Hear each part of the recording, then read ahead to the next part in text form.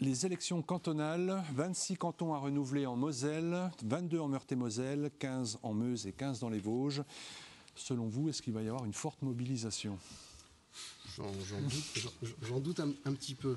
Alors c'est assez traditionnel des élections cantonales. On sait que ce sont les élections présidentielles et municipales qui mobilisent le plus. Elles mobilisent le plus pourquoi ? Parce qu'on en parle dans les médias, ce qui n'est pas fait forcément dans les élections cantonales, notamment dans les médias nationaux. Dans les médias locaux, on se fait très bien le relais de ces élections. Mais alors là, en plus, pas de chance avec les événements en Libye, les événements au Japon. Les journaux télévisés ne laissent pas vraiment de place à cette information-là, d'autant plus qu'à Paris, les cantonales n'existent pas. Voilà, on a entendu, je l'ai lu dans les colonnes du Républicain Lorrain, David Pujadas dire qu'on allait procéder à ces élections dans un département sur 2. Bon, c'est dire l'information qui est donnée aux Français sur ces élections-là.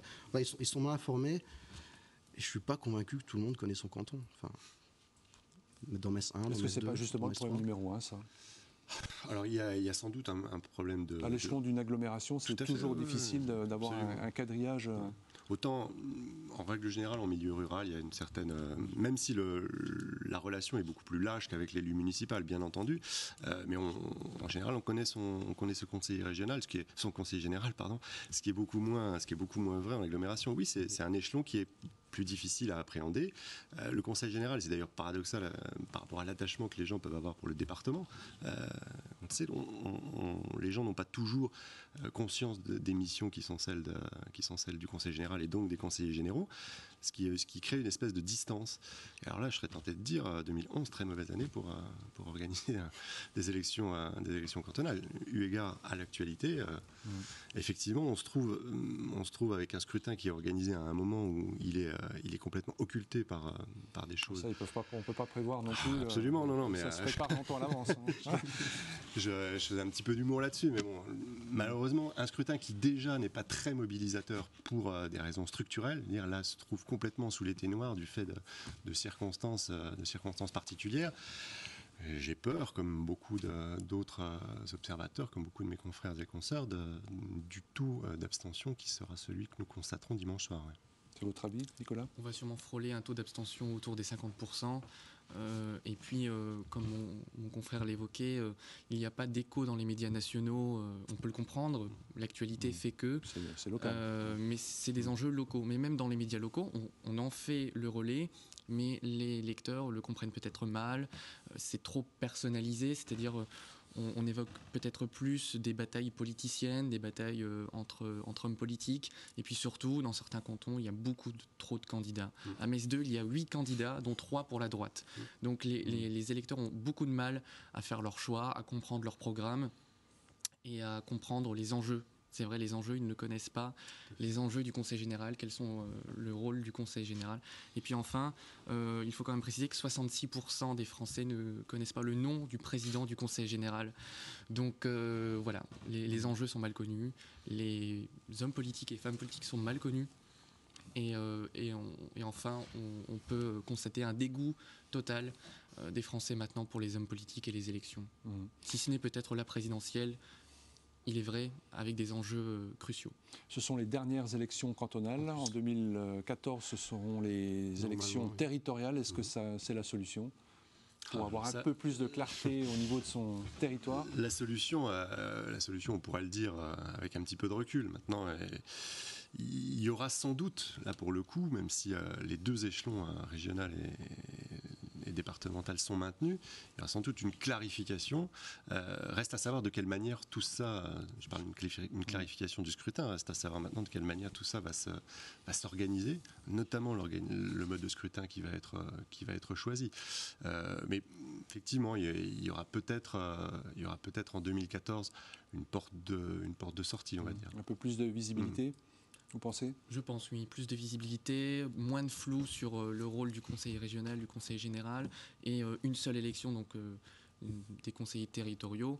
Et enfin, les électeurs pourront comprendre à quoi sert un conseiller territorial, quel sera son rôle, quels sont les enjeux d'une telle élection. Après, il faut vraiment que les politiques communiquent peut-être mieux, communiquent vers une cible plus populaire qu'ils essayent d'atteindre, mais qui est très difficile parce que les élections cantonales sont suivis quand même. Les électeurs vont voter, mais surtout vers un électorat. Il y a quand même des gens qui s'intéressent. Oui, quand même. Il y a quand même des électeurs, mais en effet, c'est plus alors je vais pas dire une élite, mais des personnes qui ne sont pas forcément issues du milieu populaire, qui sont un peu en dehors du discours de certains candidats au cantonal. C'est assez catastrophique pour l'exercice démocratique quand on pense aux domaines de compétences qui sont ceux du Conseil général. Je pense notamment à toute l'action sociale. L'action sociale, les routes, les collèges, absolument, oui. les cantines. Ce sont des domaines qui sont très loin d'être secondaires, absolument considérables, qui engagent des sommes d'argent public qui sont phénoménales.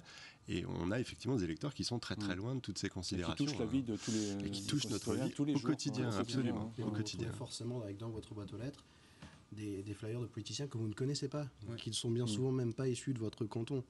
Alors comment s'identifier à ces personnes et comment faire la démarche d'aller voter pour des gens que finalement vous ne voyez que tous les 6 ans, tous les 3 ans lors de ces élections, c'est difficile. C'est difficile de s'identifier à ces gens comme on s'identifie à son maire ou peut-être à son président de la République. Et puis surtout, on croise ces candidats aux élections cantonales uniquement pendant la campagne, mais après les électeurs ne savent pas ce qu'ils deviennent, ne connaissent pas leurs actions.